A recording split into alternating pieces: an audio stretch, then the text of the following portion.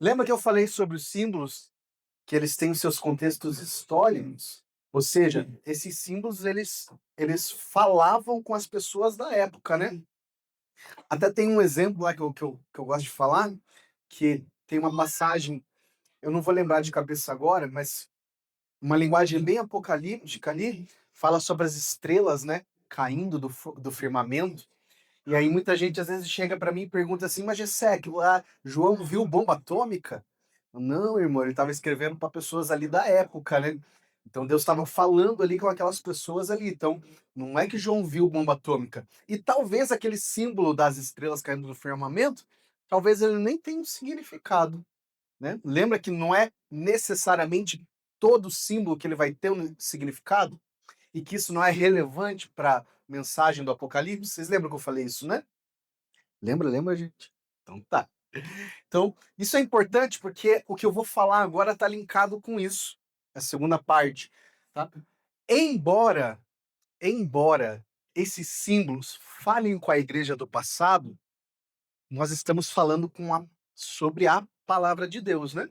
A Bíblia, Apocalipse, ele faz parte da Bíblia, que é a palavra de Deus. Se ele fala, se ele é palavra de Deus, ele precisa falar com a igreja de todas as eras. Isso é algo importante. Então, é algo que não servia só para os leitores originais, mas é algo que fala conosco, tá? A literatura apocalíptica está profundamente relacionada às questões sociais e políticas de sua época. Dos tipos de literatura, nós temos lá na Bíblia a literatura sapiencial, a literatura dos livros históricos, nós temos vários tipos de literatura, né?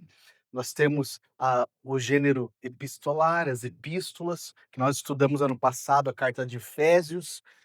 Então, das literaturas, Apocalipse é a que mais está ligada com as questões sociais. Então, nós vimos como encontrar os símbolos, lembram? A gente, quando o autor não dá o significado do símbolo, né? A gente pode encontrar ele também no seu contexto histórico. Lembra que eu falei do controlador histórico? Né? Se vocês tiverem dúvida, tá a aula gravada lá no YouTube, ou pode perguntar aqui também. Cheguei onde eu queria chegar. Quem aqui já ouviu falar sobre padrão profético? Gente, falei, eu treinei o dia inteiro hoje para falar sem dar um trava-língua ali, né? Padrão profético. Falei certo agora. Quem já ouviu falar em padrão profético? Alguém aqui? Agora vocês vão entender o porquê que eu disse que a palavra de Deus serve tanto para os crentes lá do ano 70, lá do primeiro século, como também serve para nós. O que que é padrão profético? O que que é padrão profético? Olha o que que diz Andrew no seu panorama do Antigo Testamento. Também é uma grande autoridade também no livro de Daniel. Ele diz o seguinte: em vez de considerar a profecia um tipo de previsão, julgamos mais útil considerá-la uma ementa divina. Guarda essa palavra, eu vou explicar ela daqui a pouco. A ementa de uma matéria não prevê o que acontecerá em cada aula do semestre. Cadê os professores aí? Professores, talvez já, né? Mas apresenta os planos e as interações do instrutor para cada período, tá? Eu acho que eu vou dar o meu exemplo que é mais fácil. O negócio é falar mais de juiz do que falar de ali de plano de aula, plano semestral. Tá? Mas o que que o autor está querendo dizer aqui? Vamos imaginar o seguinte: nós temos um criminoso e esse criminoso ele é julgado. A pena dele é cumprir 30 anos de prisão em regime fechado, ok? Bateu o martelo, ele vai ter que cumprir os 30 anos em regime fechado. Tá? E aí o que acontece? Nessa condenação, o juiz ele não detalhou lá em qual presídio ele iria cumprir essa pena, ok? Ele só disse, cumpra-se os 30 anos. Agora, em qual presídio, ele não discricionou, ele não deu a ordem ali, né? Descreveu. Então, o que acontece? Supor que esse criminoso está aqui no presídio de Piraquara, ele é transferido lá para Bangu 1. Apesar da transferência dele, a pena ainda continua rolando.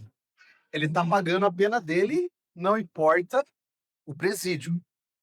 Quando nós falamos sobre padrão profético, é mais ou menos essa ideia. Deus, ele declara a sua sentença, ele diz, isso acontecerá no futuro, tá? E é como se ele dissesse assim, olha, isso vai acontecer lá no futuro e eu tenho o poder para fazer com que isso aconteça. Ou seja, vamos voltar, por exemplo, de novo lá do criminoso, é como se o juiz dissesse assim, ó, você vai cumprir os 30 anos, os detalhes não importa, mas eu tenho o poder para fazer com que você cumpra esses 30 anos em regime fechado. Deu para entender mais ou menos o exemplo até agora? Eu vou clarear um pouco mais isso. Tá? O significado do documento é que um instrutor está na posição de executá-lo. Do mesmo modo, quando o juiz sentencia um criminoso, ele não prevê o que acontecerá com a pessoa. Em vez disso, decreta o que deve ser feito e está na posição de executar a sentença. Que foi que eu expliquei até aqui, tá bom? Olha só. Uma vez que a profecia é apresentada, ela estabelece o padrão profético. Ou seja, uma profecia ela foi apresentada na Bíblia. O que vai acontecer? Ela vai estabelecer um padrão.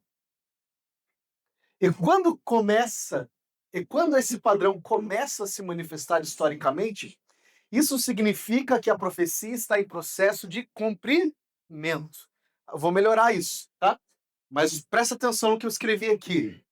Quando um profeta vem e registra, ou quando Daniel veio e registrou as profecias, o que acontece? Um padrão profético foi estabelecido ali. Um padrão de coisas que devem acontecer. Ok? Então, enquanto essas coisas estiverem rolando, aquela profecia ela está em processo de cumprimento. Vou melhorar, eu sei que está confuso, tá? Mas calma aí. Aqui um exemplo para a gente pensar. Tá? Eu gosto desse exemplo aqui. Quando a gente vai lá para Daniel, capítulo 9, vamos lá para Daniel, capítulo 9? Todo mundo está lá em Daniel, capítulo 9. A gente vai lá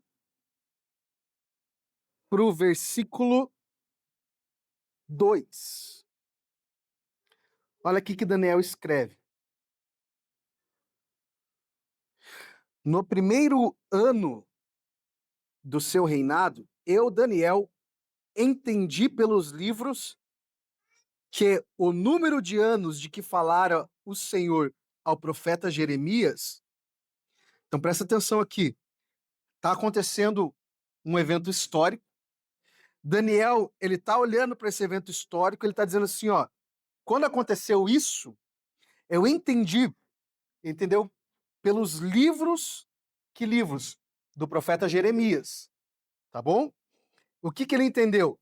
Que o número de anos de qual Jeremias havia falado havia de durar as assolações de Jerusalém era de 70 anos.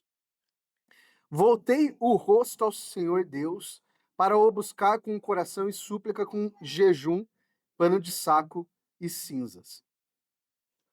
Mais para frente, lá no versículo 20, vamos avançar? Falava eu ainda e orava e confessava o meu pecado e o pecado do meu povo de Israel, e lançava a minha súplica perante a face do Senhor. Meu Deus, pelo monte santo do meu Deus. Falava ainda na oração, quando o homem Gabriel, olha só, Gabriel, presença de um anjo, que eu tinha observado na minha visão, ao princípio, veio rapidamente voando e me tocou à hora do sacrifício da tarde.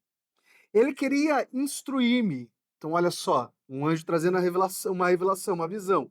Ele queria instruir-me. Falou comigo e disse: Daniel, agora sai para fazer-te entender o sentido do quê? Daquela visão que ele teve. No princípio das tuas súplicas saiu a ordem, e eu vim para te declarar, porque és muito amado, considerado. Considera, pois, a coisa e entende a visão. Olha só. Então Gabriel começa a explicar uma visão que Daniel tinha tido.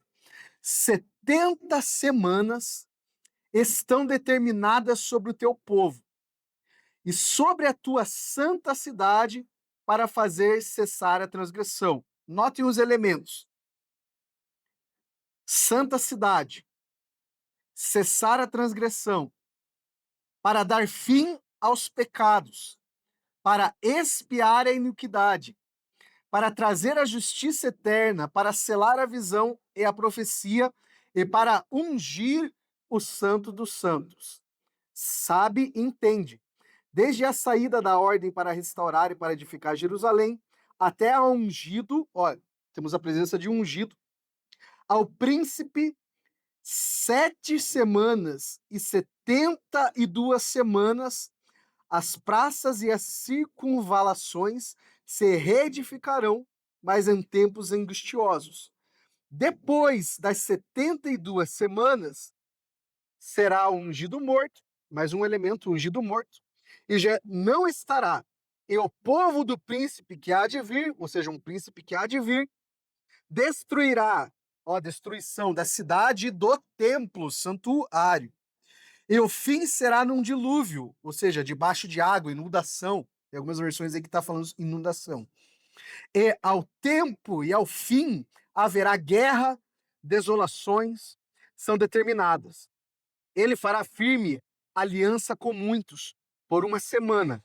Na metade da semana fará cessar o sacrifício e a oferta de manjares sobre a asa, olha só, mais um elemento, asa das abominações, virá o assolador até que a destruição que está determinada se derrame sobre ele. Então, irmãos, quando a gente está lendo uma passagem apocalíptica, a gente precisa prestar atenção muito nesses elementos. Ele trouxe aqui muitos elementos. Ele falou aqui sobre abominações, a asa das abominações. Ele falou sobre o assolador.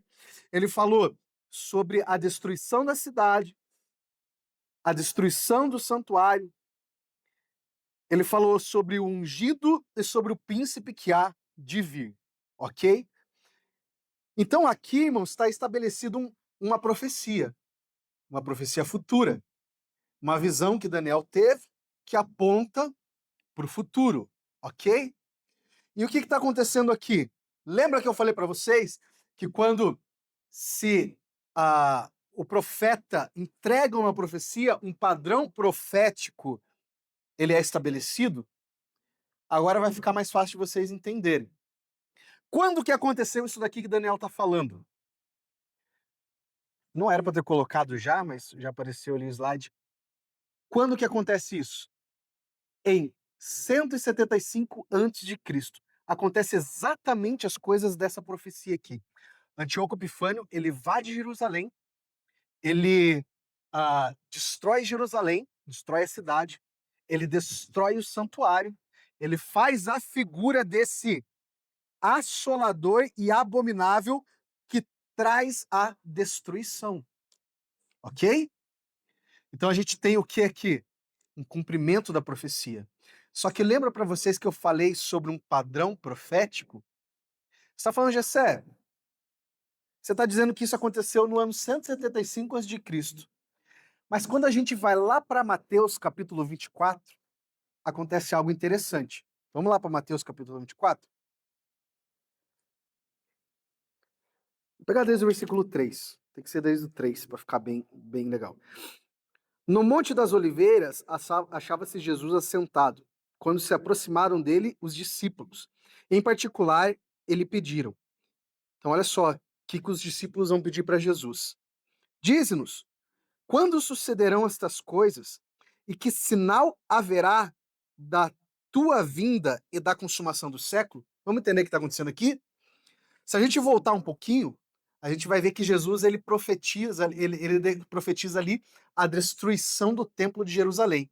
Ele está numa discussão com os fariseus, e aí ele diz assim, que se aquele templo fosse derrubado, ele levantaria ele em 3 dias, o templo, né, de Jerusalém, e aí os fariseus ficam loucos com ele, né?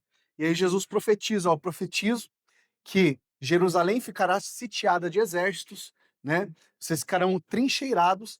E outra coisa, não sobrará desse templo pedra sobre pedra.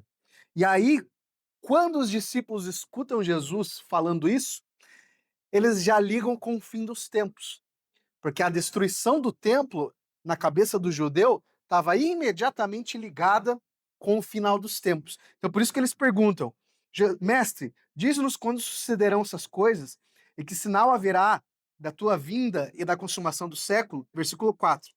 Ele lhes respondeu, vede que ninguém vos engane, porque virão muitos em meu nome, dizendo, eu sou o Cristo, e enganarão a muitos. Aí Jesus aqui ele vai dar uma série de sinais que vão anteceder a vinda dele. Ele vai falar no versículo 6 sobre guerras e rumores de guerra. Ele vai falar no versículo 7 de nação contra nação, de reino contra reino. Ele vai falar de fome, de terremoto. No versículo 8 ele diz que tudo isso é o princípio das dores, ainda não é o fim.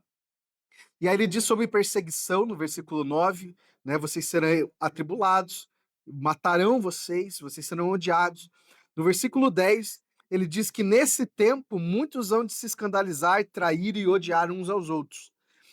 No versículo 11, ele vai falar sobre falsos profetas que surgirão. No versículo 12, ele vai falar sobre multiplicação da iniquidade e do esfriamento do amor. No versículo 13, ele vai dizer, mas quem perseverar até o fim será salvo. Agora começa a prestar bem atenção. E será pregado este evangelho no reino por todo o mundo, para testemunho a todas as nações, então virá o fim. Quando, pois, versículo 15, olha só. Quando, pois, virdes o abominável da desolação. Pegou? Aonde que a gente já viu isso? Lá em Daniel, capítulo 9, asas da, né, asas da desolação, o abominável. Aí Jesus está falando de novo aqui sobre algo nesse sentido.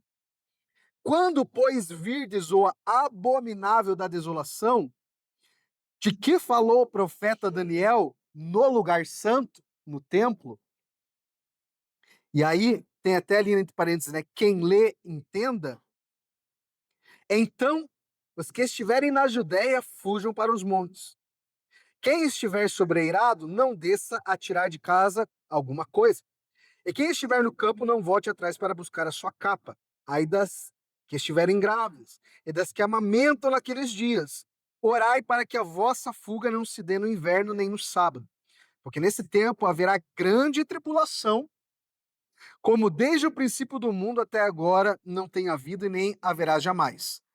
Não tivesse aqueles dias sido abreviados, ninguém seria salvo, mas por causa dos escolhidos, tais dias serão abreviados. Então, olha só. Você falou para mim, Gessé, que a profecia cumpriu-se no ano 175 a.C., mas Jesus está falando sobre o abominável da desolação, de que falou o profeta Daniel, de que esse cara, ele vai vir. E agora? O que acontece? Se cumpriu ou não se cumpriu no ano 175? Jesus está equivocado? Eu estou errado? Tempo. O que está acontecendo, gente?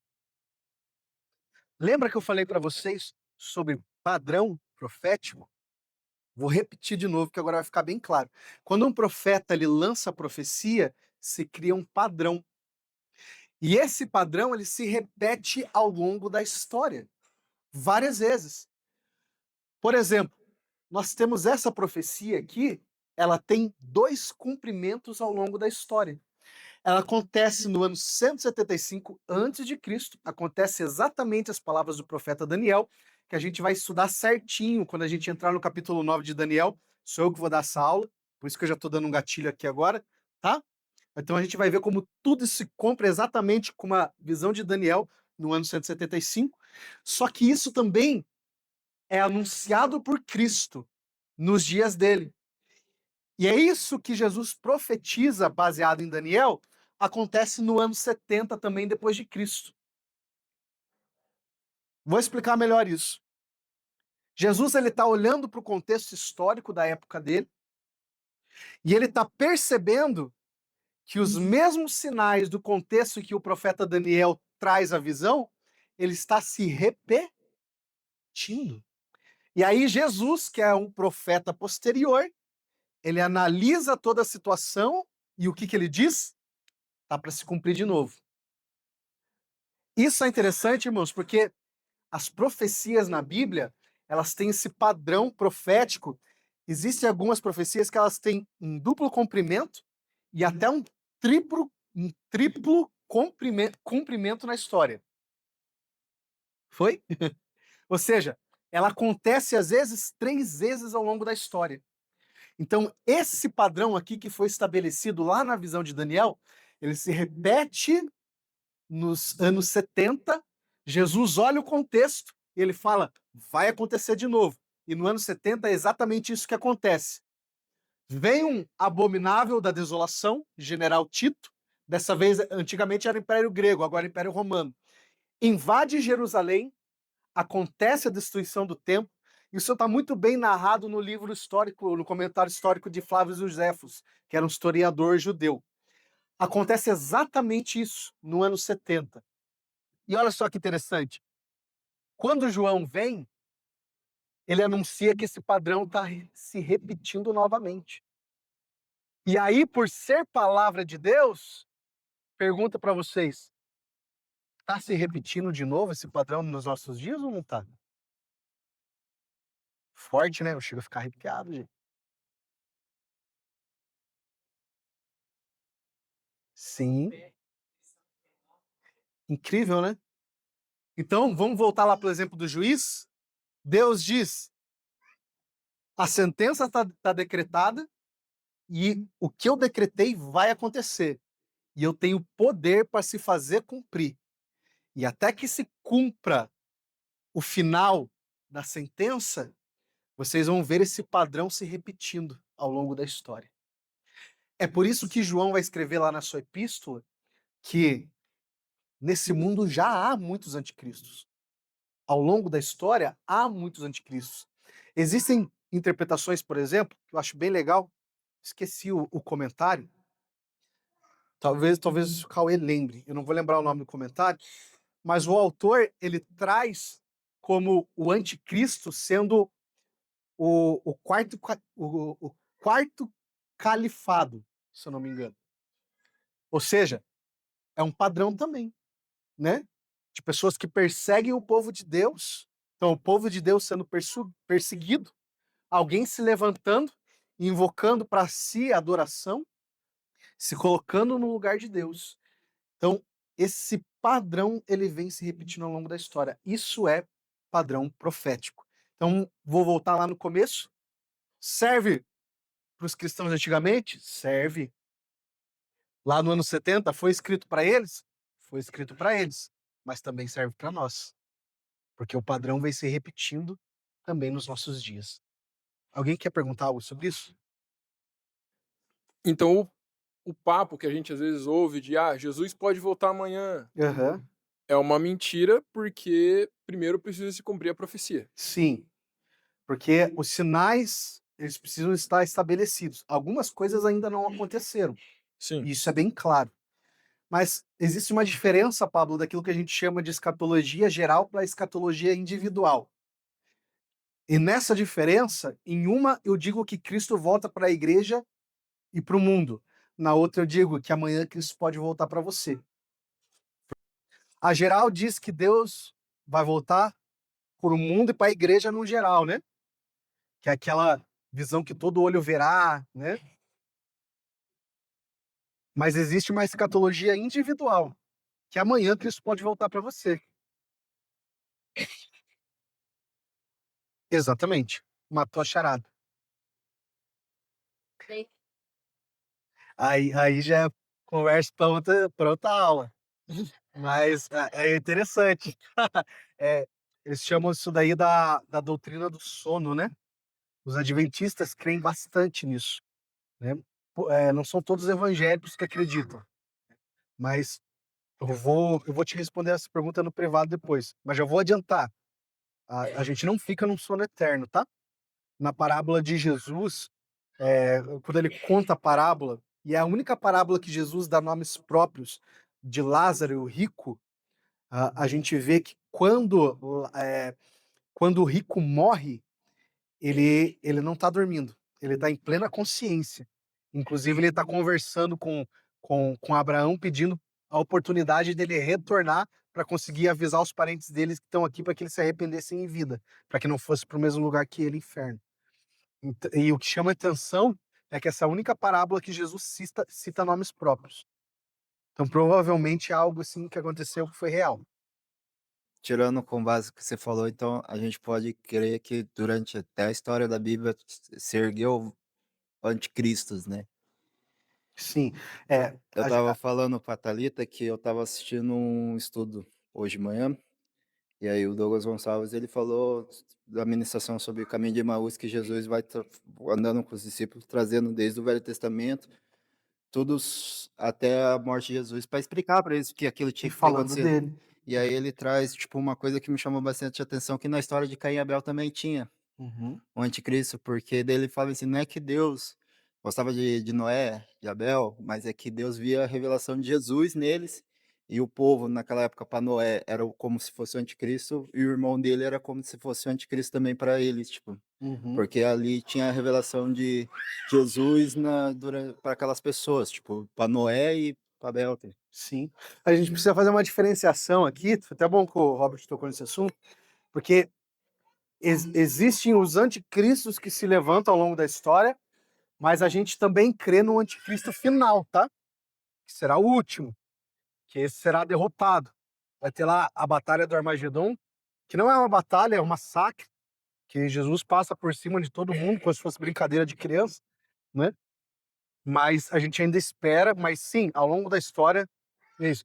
A gente vê esse padrão aqui, ele não acontece só nas, ah, no- nas profecias apocalípticas, tá? Ele também acontece muito nas profecias messiânicas. A gente tem, por exemplo, quando Davi é traído pelo seu amigo, isso se repete também em Cristo, que é traído por Judas. Então a gente tem várias coisas assim que acontecem, são profetizadas e mostradas no Antigo Testamento, mas que também apontam para cumprimentos futuros, ok? Olha esse vídeo aqui. que nós temos aqui é um fenômeno na literatura profética. Os irmãos devem entender que a literatura profética, ela apresenta certos fenômenos, certas peculiaridades. E uma peculiaridade muito comum nesse tipo de literatura é a profecia de dupla referência. O que é uma profecia de dupla referência? É uma profecia que se aplica a 2 cumprimentos. É uma profecia que se cumpre em 2 realidades distintas. Ah, isso é muito comum, nós encontrarmos, especialmente naquelas profecias que falam sobre o Natal. Fala assim: "Eis que a virgem conceberá e dará à luz um filho". Quando nós lemos o texto de Isaías que fala sobre isso, sobre a virgem concebendo e dando à luz a um filho, nós descobrimos que aquela profecia já se cumpriu nos tempos de Isaías. Nós percebemos por quê? Porque o texto prossegue falando que o menino que nasceria da virgem, esse menino era um menino que nasceria e antes que ele tivesse condições de avaliar entre o certo e o errado, os reis que ameaçavam Judá seriam debelados. E isso aconteceu. Então aquela profecia se cumpriu nos tempos de Isaías. Mas quando nós prosseguimos na leitura bíblica, nós percebemos, pela informação que Mateus dá, que aquela profecia se cumpriu também em Maria e Jesus. Ou seja, era uma profecia de dupla referência ou de dobre cumprimento. Ela se cumpriu no filho de Isaías, se cumpriu num menino que nasceu naqueles dias e que, antes de ter algum grau de juízo, de capacidade de julgamento, antes disso, os reis que ameaçavam Judá foram debelados, foram neutralizados. Tudo isso aconteceu nos dias de Isaías. Mas a profecia não se esgotou naqueles dias. Porque quando nós lemos o livro de Mateus, Mateus cita Isaías para se referir a uma nova realidade. A Maria, a Virgem, e o menino Jesus que nasceu de Maria. Então, esse é um fenômeno comum, nós percebemos isso na profecia bíblica eventualmente, a profecia de dupla referência ou de dobre cumprimento. Você pode encontrar isso em Daniel, por exemplo. Estamos estudando escatologia nas quartas-feiras e nós percebemos, por exemplo, Daniel falando sobre um rei que iria se levantar e iria atacar os judeus. E nós percebemos isso se cumprindo na pessoa de Antíoco Epifanes, que foi um rei do período grego. E percebemos também que Jesus chama o abominável da desolação, que foi Antíoco Epifanes.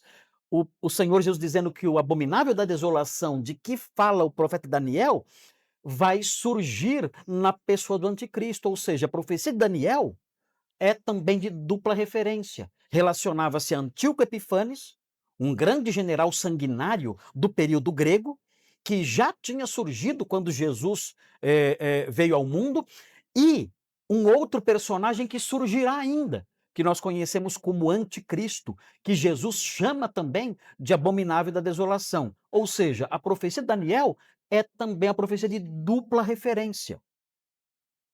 Ficou bem claro agora? O Branconato é fera, gente. Não chego nem no chulé dele, tá? Mas eu fiz todo esse caminho para vocês entenderem que Apocalipse também fala conosco hoje. Apocalipse também é para os nossos dias, ok?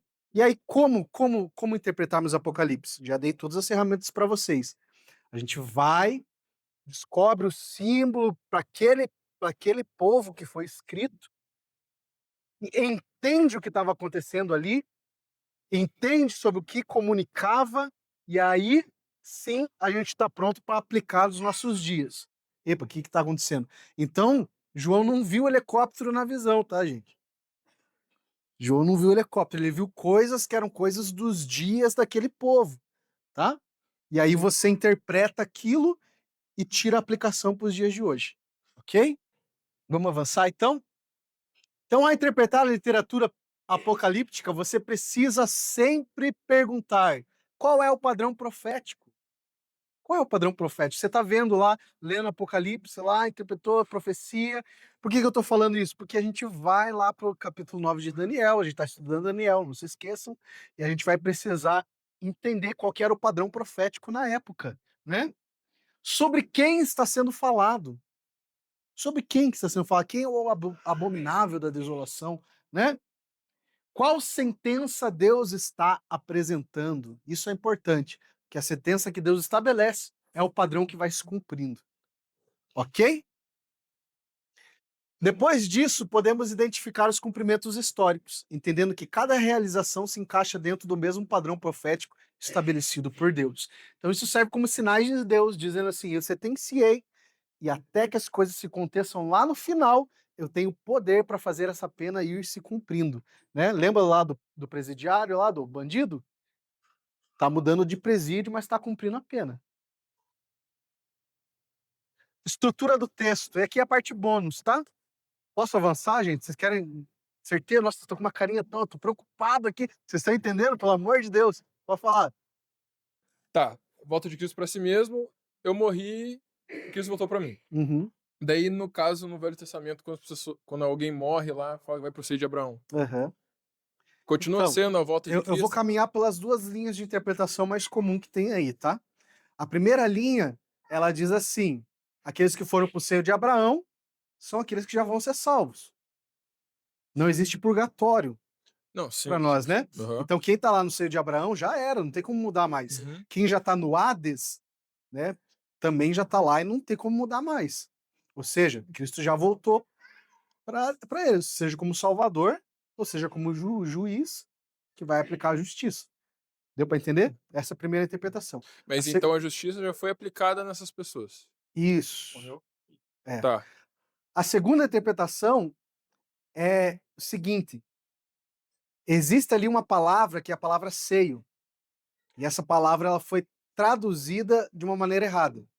Se você pegar, eu acho que a NVI, ou acho que a NVI, ela já vai estar lá como peito de Abraão. E aí, qual que é a diferença, Gessé? A diferença é a seguinte: a palavra que aparece ali no grego é a mesma palavra que foi usada lá para quando João estava na ceia e ele reclinou a cabeça sobre o peito de Jesus ali. É a mesma palavra em grego. Então, qual que é essa linha de interpretação? Ela diz o seguinte, que antigamente as mesas elas eram muito baixas.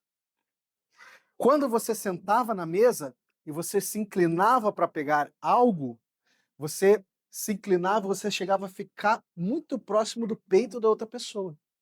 Que foi mais ou menos o que João fez. Ele estava aqui, ele só reclinou a cabeça no peito. Então, o que que diz sobre essa do seio de Abraão? Ele só aparece justamente nessa parábola do rico e do Lázaro. Essa interpretação ela diz o seguinte, que na verdade ele não, o seio de Abraão, ela não é um lugar, porque antigamente o convidado especial ficava ao lado do anfitrião da festa, sentado na mesa. Então a ideia aqui é o seguinte, que aquele pobre Lázaro, que o nome significa o Senhor é o meu auxílio, ele morreu e ele foi para o céu e lá ele já está desfrutando das bodas junto com Abraão, sentado em uma posição de honra no peito de Abraão. Entendeu? Uhum. Então essa é uma segunda interpretação possível. Mas nas duas interpretações, Cristo morreu, acabou. Cristo voltou para essa pessoa. Tá? Estrutura do texto. Vou correr que tem poucos minutos. A estrutura do livro é composta pelo que os estudiosos denominam de paralelismo progressivo. Aqui eu estou falando especificamente de Apocalipse, tá? Do livro de Apocalipse, aqui é o bônus que eu preparei para vocês. Então vamos mexer um pouquinho com o texto, que tem bastante coisa legal aqui. Então a estrutura do livro é composta pelo que os estudiosos denominam de paralelismo progressivo. Lá em Daniel também tem isso. Lembra que na minha aula sobre Daniel eu falei assim, olha, o capítulo tal, ele é muito semelhante ao capítulo tal. Parece que os assuntos são paralelos, né? Em um, Daniel tem a visão lá das bestas, que significam os reinos, os animais. No outro capítulo aparece a visão da estátua do sonho de Nabucodonosor, que também significam os reinos. Ou seja, há um assunto rolando em paralelo. E conforme a revelação avança, a gente vai entendendo melhor as visões.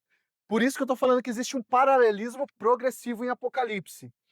Os assuntos, eles vão se desenrolando, mas eles tratam da mesma coisa, tá? Essa é uma interpretação possível do livro de Apocalipse. Existem outras interpretações, mas essa é a que eu prefiro. Ano que vem, quando a gente for estudar Apocalipse, a gente vai ensinar todas para vocês, tá bom? Mas eu vou passar essa para vocês hoje, só para matar a curiosidade, que eu vi que vocês queriam mexer um pouco com o texto, tá? Então, essa que gera menos confusão, né? Então, eu vou falar um pouquinho sobre ela. Mais um vídeo lá, Cauê, por gentileza. Para a gente entender o paralelismo progressivo, a gente precisa entender algumas questões que geram em torno dos números que aparecem na literatura apocalíptica. Toda cultura pega alguns números e dão um significado a mais. Por exemplo, na nossa cultura, 171 é enganador, 13 é um número de azar. É assim também na língua hebraica, com um agravante. Os números e as letras são os mesmos símbolos, assim como no número romano, X, L, também na língua hebraica. Isso acontece porque os autores da Bíblia hebraica escrevem numa narrativa indireta, e eles colocam números não necessariamente para expressar exatidão, muitas vezes para expressar uma realidade ou um valor teológico. Só muito tempo depois, em documentos como o Talmud, começaram a desenvolver uma numerologia judaica, um cabala, que não respeitava a intenção do autor. Então, gente, para a gente entender o que ele falou ali, é que cada número ele representa um símbolo. Por exemplo, na nossa cultura que a gente fala, você é 10. O que a gente está querendo dizer? Uma pessoa legal, bacana, né? 171, né, carioca? O que é 171? Malandro. né? Então, a gente precisa entender isso porque eu disse que é um paralelismo progressivo. E existe um número em Apocalipse que ele é extremamente importante, que é o número 7. Marca esse número, ele vai se repetir ao longo de todo Apocalipse, você já vai ver aqui, tá? E o que que acontece com o Não, imagina, pode falar se quiser. O que que acontece com o paralelismo progressivo? Existem 7 sessões no livro de Apocalipse. Cada sessão, ela é paralela à outra. Eu fiz isso aqui, fui eu que fiz, tá? Mas eu acho que vai dar para entender. Você tá vendo que o foco dos 3 é o mesmo. Só que dependendo do ângulo que cada um vê coisas a mais. Quem tá mais próximo consegue ver só o que tá ali no azul. Quem tá um pouquinho mais longe consegue ver o que tá no azul, mas também o que tá no vermelho. E aí, quem tá o terceiro ali, o maiorzão, ele consegue ver o azul, o vermelho e também o branco. Só que tudo isso faz parte de uma história, por isso que está tudo enlaranjado. Ou seja, cada um está vendo a mesma coisa de ângulos diferentes. E conforme cada um vê de ângulos diferentes, a revelação se torna mais rica. Ela se torna mais abrangente e a gente tem mais conhecimento daquilo que eles estão olhando. Isso acontece no livro de João. João ele está vendo o mesmo fato, é o mesmo foco, mas ele vai repetindo, contando de maneiras diferentes, como se ele tivesse mudado de ângulo. Por exemplo, ele está vendo esse controle, ele está vendo aqui, ele está olhando assim, aqui tem 7 selos. De repente ele vai e ele fala por outro ângulo. É o mesmo controle, mas ele vai falar, aqui tem 7 taças, mas aqui também tem 7 trombetas. Então é um paralelismo progressivo. Ok?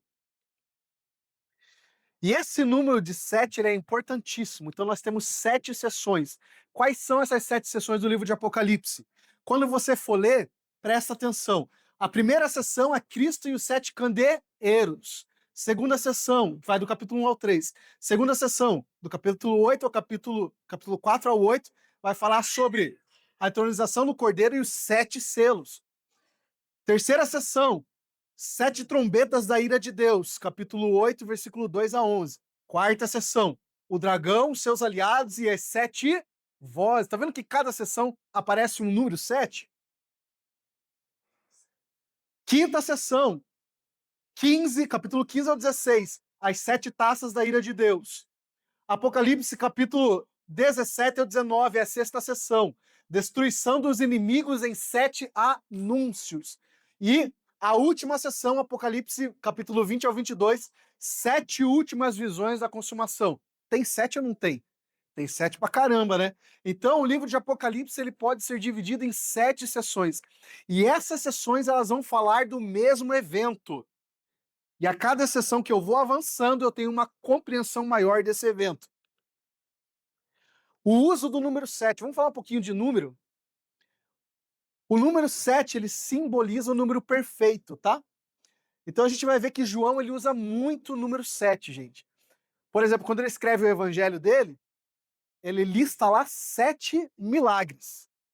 7 milagres de Jesus. Engraçado que quando chega no final do evangelho, ele diz assim, ó, muitos outros milagres Jesus fez, mas nem todos caberiam nos livros. Mas esses 7 aqui, eu tô parafraseando. Ele diz assim, mas estes foram registrados para que vocês creiam que Jesus é o Filho de Deus. Então existe um propósito nisso. Né? Então João ele usa muito 7. E a gente sabe que João também é o escritor de Apocalipse, né? Então a gente vai ver ao longo do livro de Apocalipse 7 bem-aventuranças. Coloquei todas as referências, não vai dar tempo de ler, infelizmente, eu queria ler com vocês. A gente tem 7 referências à palavra de Deus. A gente tem 7 vezes a palavra perseverança aparecendo. Nós temos 7 referências à vinda iminente de Cristo, né? Nós temos 7 referências ao Deus Todo-Poderoso, 7 visões de um anjo, 7 palavras de Deus e testemunho de Jesus, vai aparecer lá, né? Palavra de Deus e testemunho de Jesus, né? Como se fosse o grito de guerra do exército de Deus, né? Mais para frente eu vou explicar, outro dia eu explico para vocês. A gente tem 7 atributos de Deus que são representados em Deus e também em Jesus. Tem 7 ou não tem? Aí você pode perguntar assim: ah, mas eu acho que é coincidência, gente. Tem que ser muita coincidência, né? 7 cartas, 7 selos, 7 taças, 7 bem-aventuranças, 7, muito 7, gente, para ser uma mera coincidência. 7 sessões, né? O 4 também ele é muito importante. Ele vai falar sobre a realidade terrena. Então, se o 7 ele aponta para o céu, aponta para Deus, o número da perfeição, o 4 ele fala sobre a realidade terrena. Por exemplo, quando João olha para o céu, ele vê 4 animais da terra, 4 seres viventes, né? Apocalipse 4, capítulo 4, versículo 6. Apocalipse 7:1, a gente vê ali Deus segura a destruição até selar o povo. O que está acontecendo ali? Levantam-se 4 anjos para segurar a destruição que estava vindo sobre o povo de Deus. Tá? Como se Deus estivesse barrando através desses 4 anjos a destruição que viria sobre a terra, juízo sobre a terra.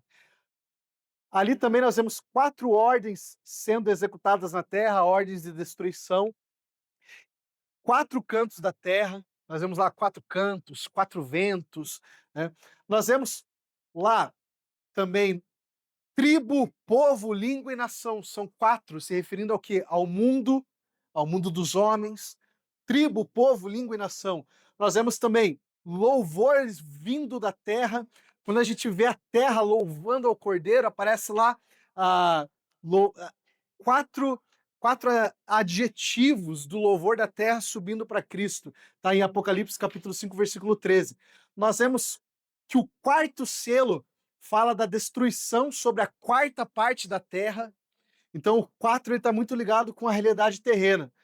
4 são as obras humanas, 4 grandes fenômenos destruindo o mundo, 4 tipos de arte dos homens, lá vai aparecer a harpa, vai aparecer a música, lá em Apocalipse capítulo 18, versículo 22. Então, número 4, ligado com a realidade terrena. Número 3, aparece muito essa estrutura aqui, principalmente no capítulo 1. Tá? Vou pular ele, porque ele não é tão legal assim. O 6, esse aqui é legal. Sei que a hora que eu falei 6, você já lembrou do 666, tá? Número 6 representa juízo de Deus. Ele não é o número do mal, mas ele está ligado ao juízo de Deus aos inimigos. Né? O juízo de Deus vai ser derramado sobre os inimigos dele. Então nós temos lá o 6º selo, nós temos a 6ª trombeta, nós temos a 6ª taça, são todas expressões do juízo de Deus. Lembra, ó, isso aqui é importante lembrar. Lembra, é a mesma visão. João está vendo, opa, 6 selos, a 6ª trombeta, a 6ª taça, todas se derramar da ira de Deus sobre a terra. Número 10, representa as forças do mal. Tá? Nós temos o dragão com 10 chifres, a besta com 10 chifres e 10 coroas. Nós temos o diabo que persegue por 10 dias uma das igrejas da Ásia Menor. O dragão é preso por 1000 anos, né? 10 vezes 100, e 20.000 vezes 10 milhares, essa expressão que aparece lá em Apocalipse 9:16, é o tamanho do exército dos cavaleiros malignos, né? Do exército do diabo. E o número 12, essa aqui já vou matar uma curiosidade tua. Quem são, Gessé, os 144.000? Quem são os 144.000? Olha só, o número 12 em Apocalipse ele é representado pelo povo de Deus. Nós temos lá os 24 anciões em Apocalipse capítulo 5. Quem são eles? Faz referência às 12 tribos e aos 12 apóstolos. Mas Gessé tinha 13, porque Matias também foi escolhido apóstolo. Lembra que eu falei que esses números são simbólicos, não é algo exato. Então, 12 representa os 12 apóstolos, representa o colégio apostólico. 12 representa as 12 tribos, ok? Então, totalizando 24 anciões que representam a igreja, o povo de Deus. 12.000 de cada tribo representa 144.000 que aparece lá em Apocalipse 7, versículos 5 ao 8. Quem são esses? 144.000 diz respeito àqueles que foram selados. Fala a respeito da totalidade da salvação. Ninguém daqueles que receberam o selo do Espírito Santo se perdendo. Fala a respeito do todo do povo de Deus, ok? E também nós temos vários símbolos ali do povo de Deus, que são 12 também, que vai aparecer lá em Apocalipse 21, 12, Apocalipse 14 e 16. Para encerrar, não é possível interpretar Apocalipse sem uma base sólida no Antigo Testamento, do Antigo Testamento, pois a chave para entendê-lo se encontra lá. No entanto, é uma chave dupla. Por que eu disse que é uma chave dupla? Porque você vai até o Antigo Testamento, você entende do que está sendo falado lá no Novo, só que você também precisa analisar os próprios textos de Apocalipse, ou seja, é uma chave dupla. Você vai no Antigo Testamento, pega a chave, volta para os textos de Apocalipse e pega a chave de lá também, para você conseguir interpretar os textos, ok?